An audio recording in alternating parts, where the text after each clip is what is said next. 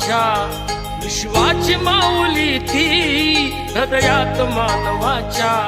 धम्मज्योत लावली ती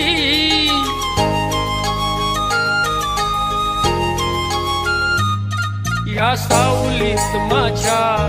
विश्वाची माऊली ती हृदयात मानवाच्या धम्मज्योत लावली ती जग जिंकून झाले ते मित्र गौतमाचे